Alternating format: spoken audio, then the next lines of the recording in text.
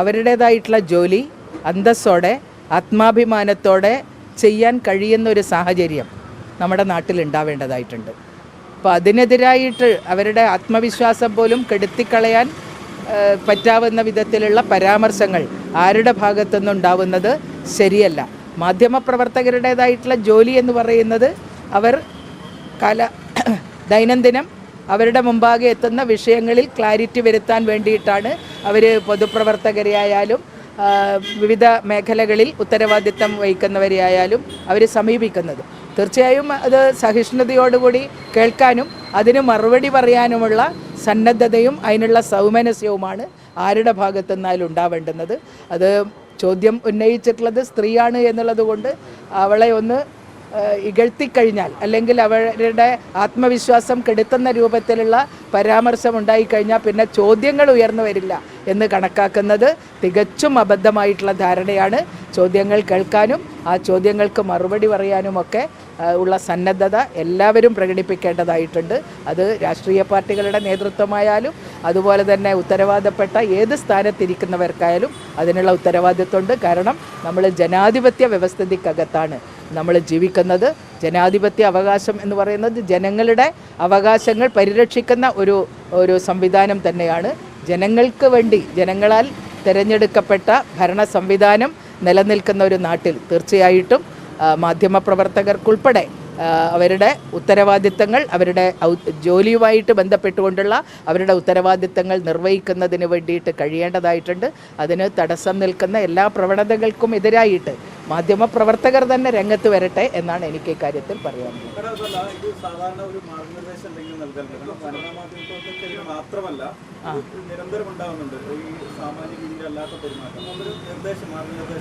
അത് ഞങ്ങൾ വനിതാ കമ്മീഷന് സ്ത്രീകൾ നേരിട്ടുകൊണ്ടിരിക്കുന്ന പ്രശ്നങ്ങളെക്കുറിച്ചാണ് ഞങ്ങൾക്ക് സർക്കാരിന് മുമ്പാകെ നിർദ്ദേശം സമർപ്പിക്കാൻ വേണ്ടിയിട്ടുള്ള അവകാശങ്ങളുള്ളൂ. തീർച്ചയായിട്ടും ഏത് തൊഴിലിടത്തായാലും ആത്മാഭിമാനത്തോടെ ജോലി ചെയ്യാനുള്ള അവകാശം എല്ലാവർക്കും ഉറപ്പ് നൽകുന്നുണ്ട്. സ്ത്രീകൾക്ക് പ്രത്യേകമായിട്ടുള്ള പരിരക്ഷ കൊടുക്കുന്ന നിയമങ്ങൾ നമ്മുടെ നാട്ടിലുണ്ട്.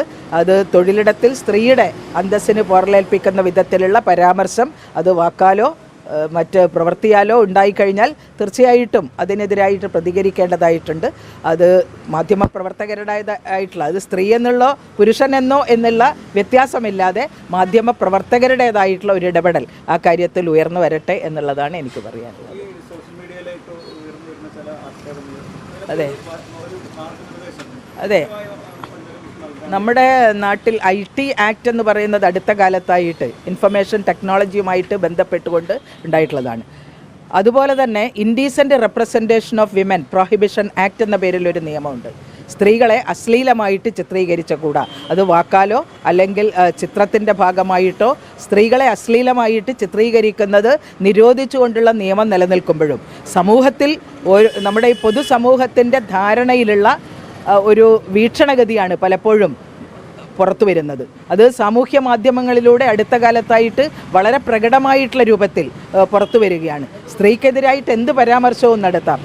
തുടക്കത്തിലൊരു സിനിമ നടിക്കെതിരായിട്ടാണ് ആ തരത്തിൽ അവരുടെ ശരീരത്തിൻ്റെ ചില പ്രത്യേക ഭാഗങ്ങൾ ഫോക്കസ് ചെയ്തുകൊണ്ട് ചിത്രീകരിക്കുകയും അത് പൊതുമധ്യത്തിൽ അവതരിപ്പിക്കുകയും ചെയ്തുകൊണ്ട് അവരെ അവഹേളനത്തിന് പാത്രമായപ്പോഴാണ് അവർ തന്നെ പരാതിയുമായിട്ട് നിന്നിട്ടുള്ളത്. അപ്പോൾ അങ്ങനെ അന്തസ്സോടെ ജീവിക്കാനും അന്തസ്സോടെ തൊഴിലിടത്തിൽ പ്രവൃത്തിയെടുക്കാനുമുള്ള അവകാശമുണ്ട് എന്നുള്ള കൃത്യമായ ധാരണ നമ്മുടെ സഹോദരിമാർക്ക് ഉണ്ടായിക്കഴിഞ്ഞാൽ അവഹേളിക്കപ്പെട്ടിട്ടുള്ള ഏതൊരു സ്ത്രീക്കും നിയമപരമായിട്ടുള്ള നടപടികൾ സ്വീകരിക്കാൻ അവകാശമുണ്ട്.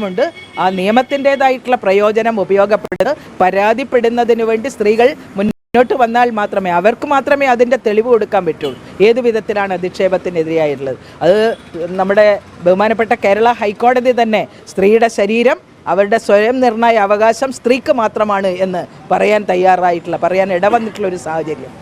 സ്ത്രീയുടെ ശരീരം ഒരു പ്രദർശന വസ്തുവായിട്ട് കാണുന്ന വീക്ഷണഗതി കമേഴ്ഷ്യലൈസ് ചെയ്യപ്പെട്ടുകൊണ്ടിരിക്കുന്ന ഒരു വീക്ഷണഗതി ഉണ്ടാവുന്നത് കൊണ്ടാണ് ഈ തരത്തിൽ മോശമായിട്ടുള്ള ചിത്രീകരണവും മോശമായിട്ടുള്ള പദപ്രയോഗങ്ങളും അശ്ലീല ഭാഷ ഉപയോഗിച്ചുകൊണ്ട് ശരീരം ചിത്രീകരിക്കാനുമൊക്കെ തയ്യാറാവുന്നത്.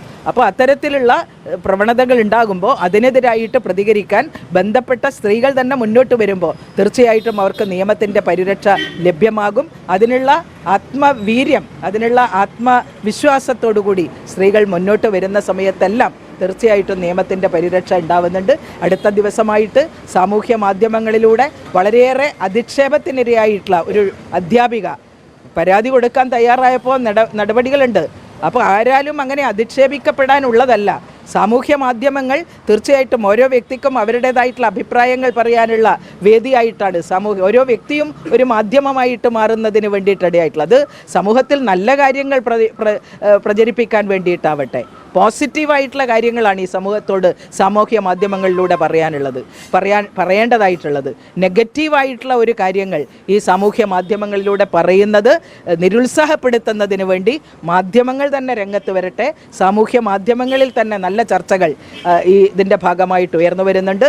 തീർച്ചയായിട്ടും ഇത് പൊതുസമൂഹത്തിനിടയിൽ ഉയർന്നു വരുന്ന ഒരു നല്ല ചർച്ചയ്ക്ക് തുടക്കം കുറിക്കലായിട്ടുണ്ട് എന്നാണ് എനിക്ക് തോന്നുന്നത്. എങ്ങനെയായിരിക്കണം സാമൂഹ്യ മാധ്യമങ്ങൾ നമ്മൾ ഉപയോഗപ്പെടുത്തേണ്ടത് എന്നതിനെക്കുറിച്ച് ഈ പൊതുസമൂഹത്തിന് കൃത്യമായിട്ടുള്ള ധാരണയുണ്ടാവണം. മുഖം മറച്ചുകൊണ്ട് അല്ലെങ്കിൽ മുഖം വ്യക്തമാക്കാതെ ഏതെങ്കിലും ഒരിടത്തിരുന്നു കൊണ്ട് എന്ത് അസഭ്യവും വിളിച്ചു പറയാം എന്നുള്ള ധാരണയിലേക്ക് ആരും വരേണ്ടതില്ല. അവരുടെ മുഖം എന്താണ് എന്ന് വെളിച്ചത്ത് കൊണ്ടുവരാൻ ഏറ്റവും നല്ല അന്വേഷണം ഇവിടെ സാധ്യമാവേണ്ടതായിട്ടുണ്ട്.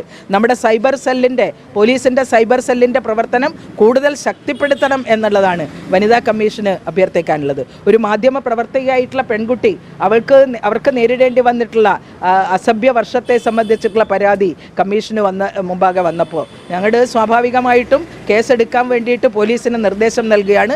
പക്ഷേ കേസെടുത്തു എന്ന് ഉറപ്പ് പറഞ്ഞുകൊണ്ട് ഇന്നുന്ന ആക്ട് അനുസരിച്ച് ഇന്നുന്ന നിയമങ്ങൾക്ക് വിധേയമായിക്കൊണ്ട് കേസെടുത്തിട്ടുണ്ട് എന്ന് പറയാൻ പലപ്പോഴും പോലീസിൻ്റെ ഭാഗത്തുനിന്ന് അമാന്തമുണ്ടാവുന്നു എന്നുള്ളതും ഒരു വസ്തുതയാണ്. അതുകൊണ്ട് സൈബർ സെല്ലിൻ്റെ പ്രവർത്തനം ശക്തിപ്പെടുത്തുന്നതിനാവശ്യമായിട്ടുള്ള ഒരു നിലയിലേക്ക് കേരളത്തിലെ പോലീസ് സംവിധാനം ഉയരട്ടെ എന്നാണ് പറയാനുള്ളത്.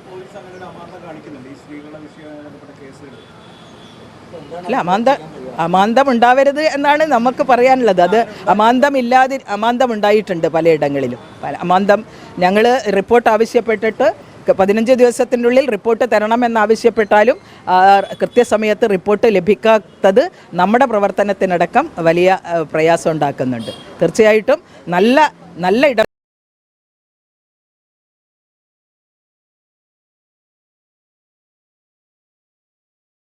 ആ ഡിജിറ്റൽ മേഖലയെ ദുരുപയോഗം ചെയ്യുന്നത് ബന്ധപ്പെട്ടുകൊണ്ടുള്ള പ്രശ്നങ്ങളിൽ ഏറ്റവും നല്ല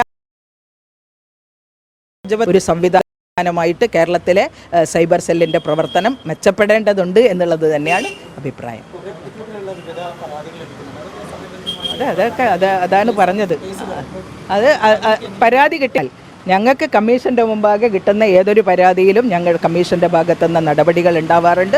കമ്മീഷൻ ഇത്തരം പരാതികൾ പോലീസിൻ്റെ മുമ്പാകെ എത്തിയിട്ടുണ്ടെങ്കിൽ പോലീസ് സ്വീകരിക്കുന്ന നടപടികളെ സംബന്ധിച്ചാണ് ഞങ്ങൾ റിപ്പോർട്ടിലൂടെ ആവശ്യപ്പെടുന്നത്.